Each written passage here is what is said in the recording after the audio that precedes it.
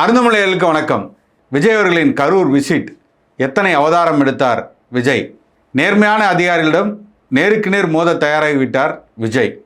இடைத்தேர்தல் தடை உயர்நீதிமன்றம் யார் தலையில் கொட்டு வச்சது? இதை பற்றி தான் இன்னைக்கு அண்ணன் சுரேஷ் அவருடன் பேச இருக்கிறோம்.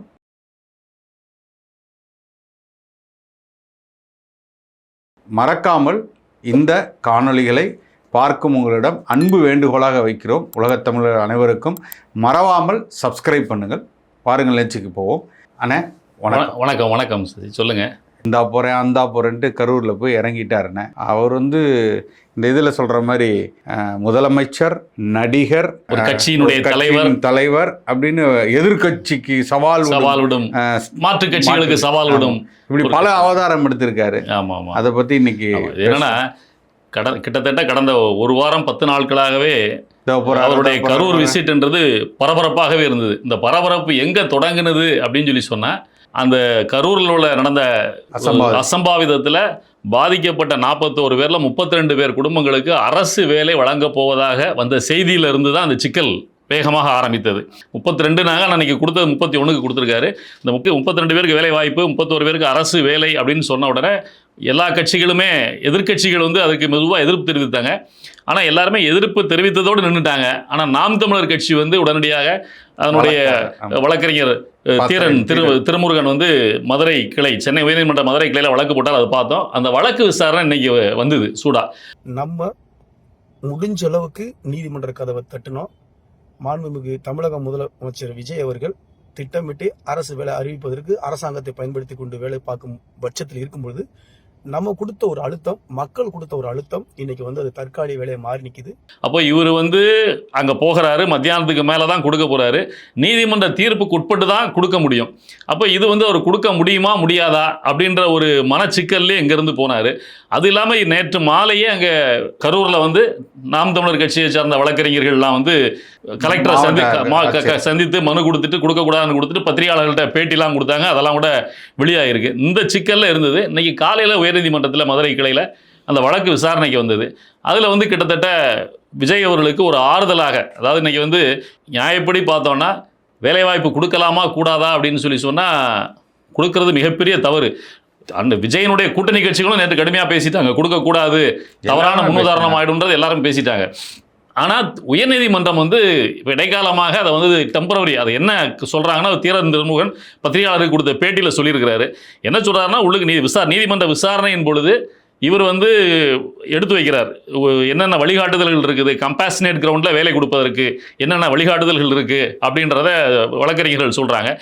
அரசு தரப்பு வழக்கறிஞர்கள் பேசும்போது ஒரே வார்த்தையில் முடிச்சிடுறாங்க, இது நிரந்தரமான வேலை இல்லை, டெம்பரரியாக தான் அந்த வேலை கொடுக்குறோம் அப்படின்னு சொல்லி. அப்போ உயர்நீதிமன்றம் அந்த டெம்பரரி வேலைன்ற வார்த்தையை கையில் எடுத்துக்கிட்டு, சரி இது டெம்பரரியாக வேலை கொடுப்பதற்கு தடை ஏதும் இல்லை, ஆனால் இது இந்த வழக்கினுடைய தீர்ப்புக்கு கட்டுப்பட்டது அப்படின்னு சொல்கிறாங்க. அதனால் இப்போ கொடுக்குற வேலை எப்போவும் நிரந்தரமாக இருக்கும்னு சொல்கிறதுக்கு இல்லை. ஸோ அதனால் இவர் ஒரு மதில் மேல் பூனையாக தான் அந்த வேலையை கொடுத்துட்டு வராருன்னு வச்சுக்கோங்க.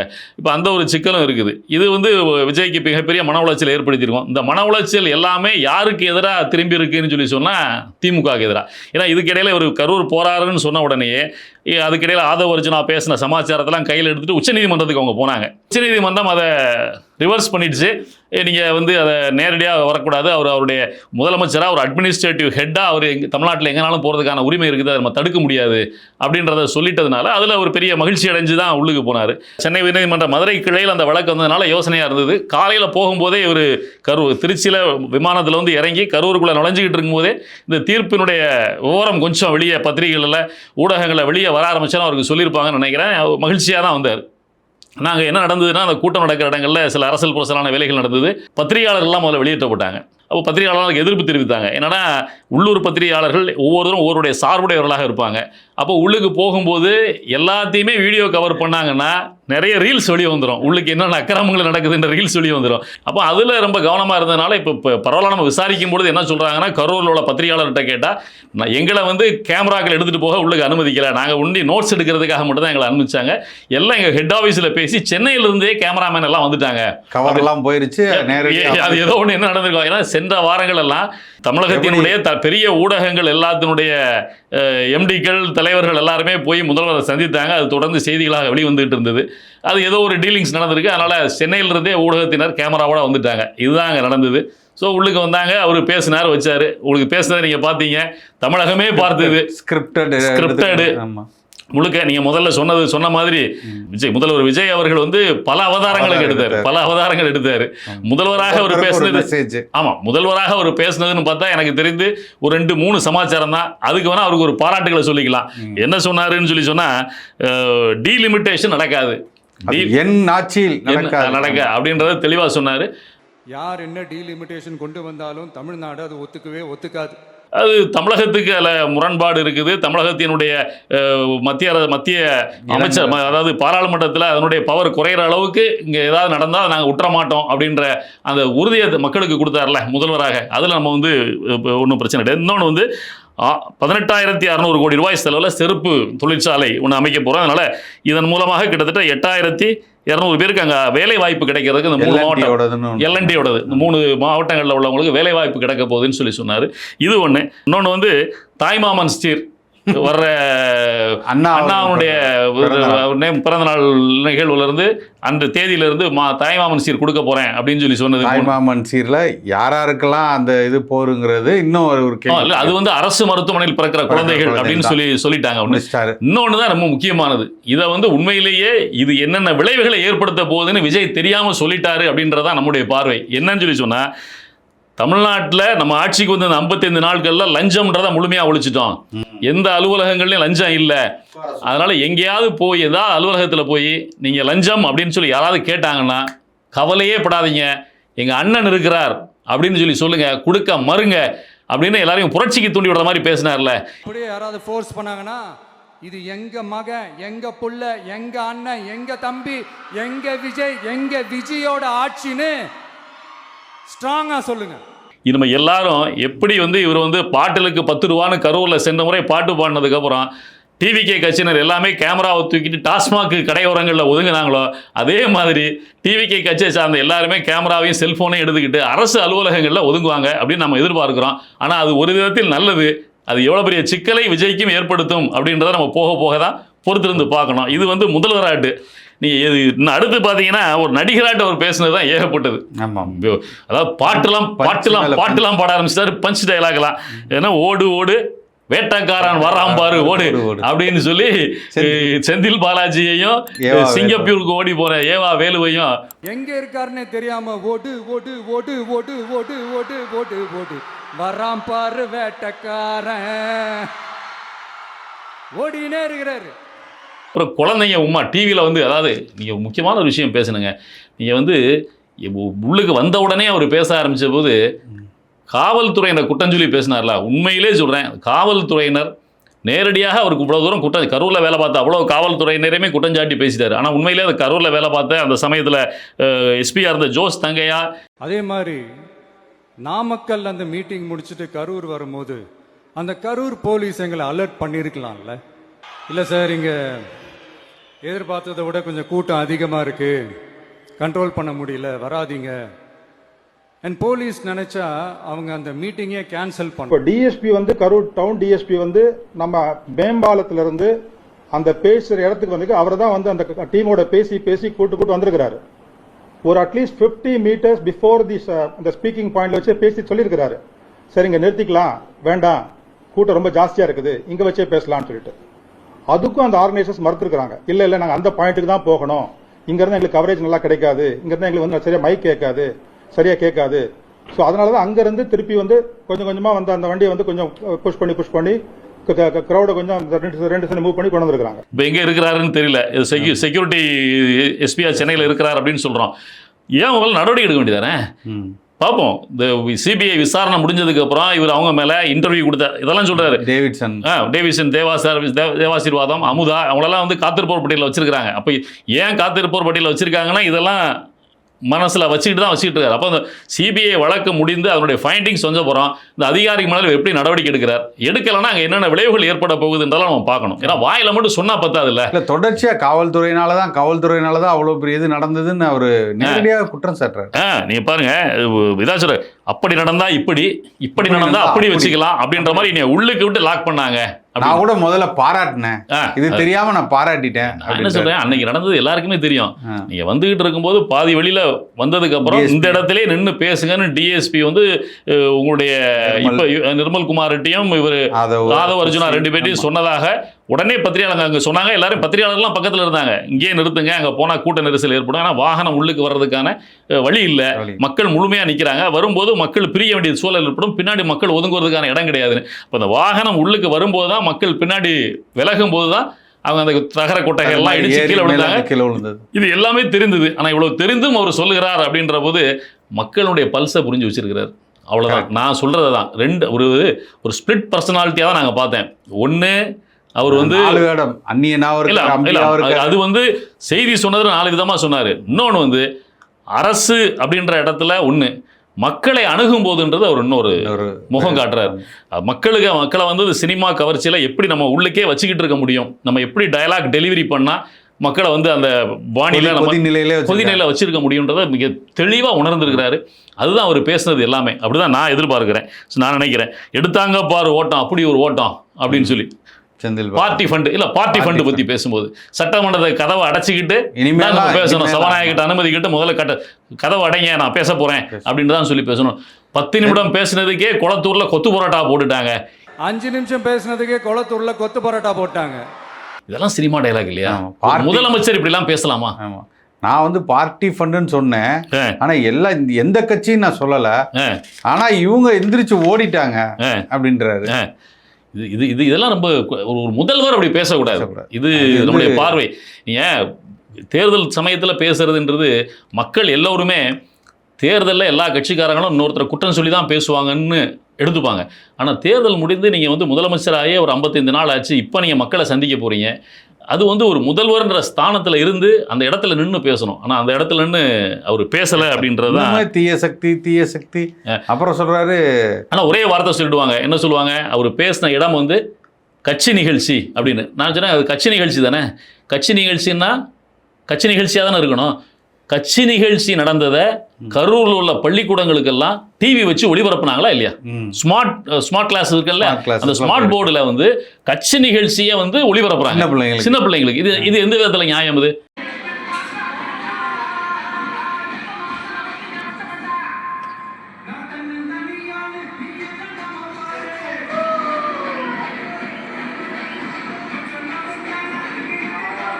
நீங்க அரசு நிகழ்ச்சியில் பேசுனா நீங்க ஒளிபரப்பவே இல்லை. ஏன், என்ன காரணம்? அப்போ அரசு நிகழ்ச்சியில் நியாயமாக பேச முடியும், அதை வெளியே ஒளிபரப்புனா எந்த விதமான ரியாக்ஷன் இருக்காது. மக்களை வந்து நீங்கள் சொன்ன மாதிரி அந்த கொதிநிலையில் வைத்திருக்க முடியாது. ஏன்னா நடப்பில் என்ன செய்ய போகிறோம், எது செய்ய போகிறோம்னு அரசு சார்ந்த திட்டங்களை குறித்து மட்டும் நாங்கள் பேச முடியும். கலெக்டரேட் உள்ளுக்கு அந்த 2 நிகழ்ச்சி கலெக்டரேட் உள்ளுக்கே வச்சுட்டாங்க. ஒரு ஃப்ளோரில் ஒன்று, இன்னொரு ஃப்ளோரில் அந்த காலணிகள் தயாரிக்கிற தொழிற்சாலை திறப்பு விழா ஒன்று. இந்த 31 பேருக்கும் பணி நியமன ஆணை வழங்கினது உள்ளுக்கு வச்சுட்டாங்க. அதை வந்து வெளியே ஒளிபரப்பே இல்லை. யாருக்கு என்ன நடந்ததுன்னே வெளியே தெரியாது. அப்போது திட்டமிட்டு இதை வடிவமைக்கப்படுகிறது. நீங்கள் கட்சி ஒரு நடிகராக கட்சிக்காரங்களை உசுப்பேற்றி அவங்கள அது கொதிநிலையிலே வச்சிருப்பதற்காக பேசுகின்ற விஷயத்தை மட்டும் பப்ளிக்கில் பேசுறது. மற்றபடி நீங்கள் வந்து ஒரு ஆட்சியினுடைய தலைவராட்டு பேசும்போது வெளியே பேசக்கூடாது. ஏன்னா அங்கே வந்து நீங்கள் பெருசாக சுவராசியம் இல்லாத பேச்சாக இருக்கும் அப்படின்றதுக்காக. அப்போ நீங்கள் மக்கள்கிட்ட என்ன செய்கிறோம், நாங்கள் உங்களுக்காக என்னென்ன செஞ்சுருக்கோம் அப்படின்னு சொல்லி அவங்கள நிறைவுபடுத்துறதை வெளியே பேசணுமா, நீங்கள் இதை வெளியே பேசணுமா ஒரு முதல்வர் ஆனதுக்கு அப்புறமா? இதெல்லாம் ரொம்ப கொடுமையா இருக்குது. இப்போ இன்னைக்கு கட்சியில் சேர்ந்த எம்ஆர் விஜயபாஸ்கர் கூட தெளிஞ்சிட்டாருன்னு எப்படி பேசணும்னு அதே பேட்டர்ன் கொண்டாரு. எனக்கு பெரிய ஆச்சரியமா இருந்துச்சு. ரொம்ப அது பேசினதெல்லாம் அதை பார்த்தோன்னே தோல்ல கை போட்டு ஒரு போட்டோக்கா ஏங்கி நின்ன ஒருத்தர் எப்படி நான் சொல்றது, என்னுடைய ஆசையை நிறைவேற்றுவார். பெரிய ஆசையா இருந்திருக்கு அவருக்கு. என்ன கொடுமை. அப்போ இது விஜயபாஸ்கர் பேசினதுல இருந்து நம்ம என்ன புரிஞ்சுக்க வேண்டியிருக்குன்னா, விஜயனுடைய முதல்வர் ஜோசப் விஜய் அவர்களுடைய பல்ஸை விஜயபாஸ்கர் பிடிச்சிட்டார். எப்படி பேசினா அவரை மெல்ட் பண்ண முடியும், அவருக்கு பிடிக்கும் அப்படின்றத அந்த புகழ்ச்சி. 3 வயசு என் பேரன் சொன்னா விஜய் கட்சியில சேர்த்துட்டீங்களா தாத்தா அப்படின்னா, எங்க கட்சியில சேர்த்துட்டீங்களா தாத்தா அப்படின்னா, நீங்க வந்து இதுக்கெல்லாம் மயங்க ஆரம்பிச்சீங்க அப்படின்னு சொன்னா நீங்க விஜயபாஸ்கர் சாதாரண ஆள் இல்லை. இவ்வளவு காலம் அரசியல் செய்து இவ்வளவு பெரிய உயரத்துக்கு வந்தவர். எல்லாரையும் தெரியும், எப்படி அரசியல் செய்யணும்னு தெரியும். அப்போ விஜயனுடைய மனநிலை என்ன ஓட்டத்தை அறியாம அவர் அப்படி பேசுறதுக்கு வாய்ப்பு இல்லை. அப்போ அவர் அப்படி பேசுறாரு அப்படின்னு சொன்னா விஜயனுடைய மன ஓட்டம், எண்ண ஓட்டம், அவர் இதைத்தான் விரும்புகிறார் அப்படின்றத பிடிச்சிக்கிட்டு தான் அதை பேசுறாரு. ஆனா இது வந்து விஜய்க்கு நல்லதல்ல அப்படின்றதா நம்முடைய பார்வை. அடுத்து பாருங்க, திமுகவுக்கு ரொம்ப தெளிவா பல இதை கொடுத்துறாரு. காலகாலத்துக்கு எழ முடியாத அளவுக்கு அடி கொடுங்க அப்படின்னு மக்கள்கிட்ட சொல்றாரு. வரப்போற தேர்தலில் எங்க ஓடுனாலும் உங்களை விட மாட்டேன். நீங்க வந்து இது நம்ம நேற்று பேசினதுதான். உறுதியாக ஏவாவேலு நீங்க என்னதான் ஆன்டிசிபேட்டரி பில் எடுத்தாலும் சரிதான், அவருக்கு ஏவாவேலு ஆன்டிசிபேட்டரி பில் இருந்தாலும் நீதிமன்றத்தினுடைய அப்சர்வேஷன் இருக்குது. நீங்க வந்து போலீஸ் வந்து நடவடிக்கை அவர் மேல எடுக்கக்கூடாது அப்படின்றது. அதே மாதிரி வெளிநாடுகளுக்கு போனதுக்கான லுக் அவுட் நோட்டீஸை வித்ரா பண்ணாங்க. ஆனா அதையும் மீறி அவரை பிடிச்சி உள்ளுக்கு போட போறாருன்றதை தெளிவுபடுத்திட்டாரு. அவர் ஏற்கனவே பொதுப்பணித்துறையையும் பொதுப்பணித்துறையையும் இது நெடுஞ்சாலைத்துறையும் தான் அவர் சென்ற ஆட்சியில் கையில் வச்சிருந்தாரு. அதுக்கு தெளிவாக ஹிண்ட் கொடுத்துட்டாரு. மேடையில் பேசும்போதே சென்னைக்குள்ள ஒரு பாலம் கட்டுவதற்கு, அந்த பாலம் கட்டுவதற்கான தொகையை மாதிரி 2 மடங்கு தொகைக்கு டெண்டர் விட்டுருந்தாங்க, அதை நாங்கள் கேன்சல் பண்ணியிருக்கோம்னு சொல்லிட்டாரு. அதனால ஏவாவேலு கண்டிப்பாக உஷாராக இருக்கணும். உறுதியாக இதில் இல்லைன்னா கூட, இப்போ ஊழல் ஒழிப்பு அந்த பணத்தை ரிலீஸ் பண்ண மேட்டரில் இல்லைன்னா கூட இந்த இதில் அவர் கைது செய்யப்படுகிறார். ஏன்னா டார்கெட் பண்ணியிருக்காங்க. யாரை டார்கெட் பண்ணி அடித்தா திமுகவுக்கு பணம் செலவு பண்ணுவதை ஃபண்டை க்ளோஸ் பண்ண முடியும் அப்படின்றத தெளிவாக புரிஞ்சுட்டு அடிக்கிறாரு. அதனால் ஏவாவேலு அதில் இருக்கிறாரு, செந்தில் பாலாஜி அதில் இருக்கிறாரு. வேற வழியே கிடையாது, அவங்க உள்ளுக்கு போய் தான் ஆகணும் அப்படின்றத மிக தெளிவாக சொல்லியிருக்கிறாரு. பணி நியமன ஆணையை வழங்கிட்டு கிளம்பிட்டாரு. அந்த பணி நியமன ஆணை நீதிமன்ற உத்தரவுக்கும் கட்டுப்பட்டது. நீதிமன்றம் ஃபைனல் ஆர்டரில் வெர்டிக்டில் என்ன சொல்ல போகுதுன்னு தெரில. நீங்கள் நம்ம எடுத்து புள்ளி விவரங்களை எடுத்து பார்த்தோம்னா, அரசு பணியில் வேலையில் இருந்து இறந்து போன பல பணியாளர்களுடைய குழந்தைங்களுக்கு கம்பேஷனேட் கிரவுண்டில் வேலை கொடுக்கறதுக்கு வழி இல்லாமல் எல்லாம் பெண்டிங்கில் நிற்கிறது. நீங்கள் கல்வித்துறையில் தான் நிறைய பேருக்கு இளநிலை உதவியாளர்கள் வேலை வழங்கியிருக்காங்க. கல்வித்துறையில் மட்டுமே கிட்டத்தட்ட 5500 அப்ளிகேஷன் பெண்டிங் இருக்கிறதா நம்ம சென்ற வாரம் நம்ம சொன்னோம். அப்போ இதையெல்லாம் பார்த்து இவங்க என்ன செய்ய போகிறாங்க அப்படின்றது தெரியல. அது ஆண்டவனுக்கே வெளிச்சம். மக்கள் தான் அதை முடிவு பண்ணணும். இதுதான் நம்முடைய கருத்து. தமிழ்நாட்டினுடைய தேர்தல் ஆணையராக இருப்பவர் நிர்மலா சாமி அவர்கள், ஜோதி நிர்மலா சாமி. இவங்க மிக நேர்மையான அதிகாரி, மிக நேர்மையான அதிகாரி. நம்ம அவங்களோட சில விஷயங்கள்லாம் பேசியிருக்கோம். தன் கல்யாணத்தை, மகன் கல்யாணத்தை கார்பரேஷன் மண்டபத்தில் நடத்துறாங்கன்னா நம்ம இதெல்லாம் இந்த விஷயம் தெரியாம நம்ம பேசலாம். ஆனா இன்னைக்கு தான் தெரியுது, அவங்கள வந்து எல்லா அதிகாரிகளையும் பதவி விலக, திமுக ஆட்சியில் நியமிக்கப்பட்ட எல்லா அதிகாரிகளையும் பதவி விலக சொன்ன மாதிரி இவங்களையும் பதவி விலக சொல்லி அழுத்தம் கொடுக்குறாங்க. அருண் ஏன் இன்னும் வச்சிருந்தீங்க, அவரை ஏன் ராதாகிருஷ்ணன் வச்சிருக்கீங்க, இப்போ அமல்ராஜ் வந்திருக்காரு, இத்தனை பேரும் அங்க இருந்து எல்லாமே திமுக ஆட்சி காலத்துல இருந்தவங்க தானே. அப்போ உங்களுக்கு எது சாதகமா இல்ல? என்னன்னா இதுல பின்னணி நம்ம என்ன பார்க்க வேண்டியிருக்குன்னா, சமீப காலத்துல 2 நாட்களுக்கு முன்னதாக இவங்க வந்து ஏற்கனவே கன்னியாகுமரி மாவட்டத்தினுடைய கலெக்டரா தான் அங்க வந்து பணி, உதவி கலெக்டரா அப்புறம் கலெக்டரா தான் பணியை தொடங்கினாங்க. இன்னைக்கும் இந்த கொரோனா காலகட்டத்தில் கூட இவங்க கன்னியாகுமரி மாவட்டத்தினுடைய நோடல் ஆஃபீஸராக தான் இருந்தாங்க. ஏன்னா கன்னியாகுமரி மக்களோட அவ்வளவு நட்புறவு கொண்டவங்க, கன்னியாகுமரி மக்கள் அவ்வளோ விரும்புகிறவங்க. காரணம் என்னன்னா, அங்கே தோரியம் அந்த மணல்லாம் எடுக்கிறது வைகுண்டராஜன் அவர்களுக்கு எதிராக மிகப்பெரிய நடவடிக்கை எடுத்து அவங்களுடைய சாம்ராஜ்யத்தையே சரிச்சது வந்து இந்த ஜோதி நிர்மலா சாமி அப்படின்றவங்க தான். இப்போ அவங்க வந்து பல முறை இவரை கொலை பண்ணுவதற்காக முயற்சி செய்ததாகலாம் கூட அவங்க புகார் தெரிவித்ததெல்லாம் அவங்க கலெக்டராக இருக்கும். எனக்கு அப்போ சின்ன பிள்ளை, நான் பத்திரிகையில் படித்த நினைவுகள்லாம் எனக்கு அப்போ இருக்குது. அதுக்காகவே அந்த சமயத்தில் தமிழக அரசு வந்து அவங்களுக்கு கல்பனா சாவ்லா அவார்டெல்லாம் கொடுத்தாங்க. இப்போ சமீபத்தில் சுரங்கத்துறை அமைச்சராக இருக்கின்ற மருத்துவர் காரைக்குடி டி.கே. பிரபு அவரோட விவி ராஜன் முதல்ல முதலமைச்சரை போய் சந்திக்கிறாரு, அதுக்கடுத்து டி.கே. பிரபுவை போய் சந்திக்கிறாரு, அதுக்கப்புறம் கட்சியில மாவட்ட பொறுப்பு கொடுக்கப்படுது. அதுக்கப்புறம் தான் இது எல்லாமே மூவ் ஆகுது. டி.கே. பிரபுவோட நடவடிக்கைகள் குறையுது, அமைதியாறாரு. அதுக்கப்புறம் குவாரிகள் பத்திய பிரச்சனை வரல, நேரடியா அவங்க அப்பா எல்லா இடத்துக்கும் போக ஆரம்பிக்கிறான்னு பேசுபொருள் வர ஆரம்பிக்குது. இங்க பார்த்தா இப்ப இதனுடைய பின்னணியில அதை பார்க்க வேண்டியிருக்கு. விஜயை வந்து வைகுண்டராஜனுடைய மகன் வந்து நெருக்கிறார். இங்கே ஜோதி நிர்மலா சாமிக்கு அழுத்தம் கொடுக்கப்படுகிற ரிசைன் பண்ணுங்கன்னு சொல்லி ஒரு நேர்மையான அதிகாரிக்கு.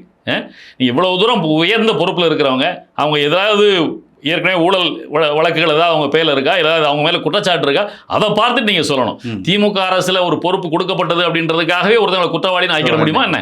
இது தவறான அணுகுமுறை. அதனால தயவு செய்து விஜய் வந்து இதில் மறுபரிசீலனை செய்யணும், அதை யோசிக்கணும், என்னன்றதை விசாரித்து முடிவு பண்ணணும் அப்படின்றது நம்முடைய கோரிக்கை. இதை மாதிரி பல அதிகாரிகள் இன்னும் பட்டியல் இருக்கு. அதை நம்ம இன்னும் விலாவரியா பேச. இன்னும் அதுக்கு காரணம் விஜய் அவர்களுக்கு சரியான தகவல் போகாதனாலையும் பின்னாடி இருந்து இயக்கக்கூடிய ஆதவ அர்ஜுனா, டி.கே. பிரபு இந்த மாதிரி லாபி பண்றவங்கனால தான் இது வந்து மிகப்பெரிய அளவில் நடக்குது. அப்படின்னா ஹைவே துறை வச்சு கொண்டிருக்க ஆதவ அர்ஜுனா மிகப்பெரிய அளவில் இதை வைத்து கல்லா கட்டும் விதமாக இதெல்லாம் மூவ் நடக்குதுங்கிறதையும் சொல்றாங்க. இது முதலமைச்சர் அவர்களுக்கு தெரியுதா? எல்லாத்தையும் விட முக்கியமா நம்ம பார்க்க வேண்டியது இன்னைக்கு இப்போ கொஞ்ச நேரத்துக்கு முன்னாடி உயர்நீதிமன்றத்திலிருந்து வந்திருக்கின்ற தீர்ப்பு இந்த இடைக்கால 6 தொகுதி இடைத்தேர்தலுக்கு தடை அப்படின்றது. இந்த இது இடைத்தேர்தல் நம்ம பேசியிருக்கோம். ஆமா, இந்த வரப்போகுதுன்னு பேசிட்டு இருந்தோம். அந்த இடைத்தேர்தல் தடை விஜய்க்கு பெரிய அடி. கொட்டு தான். யாருக்கு உயர்வுனா திருமாவுக்கு மிகப்பெரிய உயர்வு. நீங்க திருமாவளவனை இந்த கூட்டணில இருந்து வெளியே தள்ளிடணும், இந்த 6 தொகுதி வந்த உடனே முதல் ஆப்பு திருமாவுக்கு தான் அப்படின்னு விஜய் திட்டமிட்டு இருந்தாரு. அதனுடைய தொடர்ச்சி தான் வைகோவை வச்சு திருமாவை பேச விடுறதாகட்டும், திருமாவை ஓரங்கட்டுறதுக்கான வேலைகள் நடப்பதாகட்டும், பல விஷயங்கள் நடந்துகிட்டு இருக்கு. இப்ப இந்த 6 தொகுதி இடைத்தேர்தலுக்கு தடை விதித்து விட்ட காரணத்தினால இப்ப வேற வழி கிடையாது. இவங்களுக்கு மெஜாரிட்டி வேணும்னா திருமாவை நம்பியே இருந்தாக வேண்டும். கொஞ்ச நாளையே காட்டுல மழை நிம்மதியா இருக்கலாம். விஜய் திருமாவளவனை வெளியேற்றணும்னு நினைச்சுக்கிட்டு இருக்கிற காங்கிரஸ் யாராவது வெளியில போகணும், ரிசைன் பண்ணணுங்கிறத கொஞ்சம் யோசிப்பாங்க. இருக்கிற பதவியும் போயிருமோ, இதுக்கு இன்னொரு தடை இருக்கு, அடுத்து 6 7 ஆகுமோ அப்படிங்கிற மாதிரி ஒரு இது இருக்கும். அது வந்து கொஞ்சம் யாருக்கு ரிலீஃபா இருக்குன்னா எடப்பாடி அவர்களுக்கு கொஞ்சம் அப்பாடா இன்னும் எதுவும் விக்கெட் போகாது அப்படின்னு, போனாலும் ஒன்றும் இது இருக்காது. இந்த தீர்ப்பு என்னென்ன விளைவுகளை ஏற்படுத்த போகுது, நாளைக்கு என்னென்ன அரசியல் மாற்றங்கள் நடக்க போகுதுன்றது நாளைக்கு தான் தெரியும். அதை பார்த்துட்டு நம்ம அது குறித்து மீண்டும் விவாதிப்போம். சந்திப்போம். நன்றி, வணக்கம்.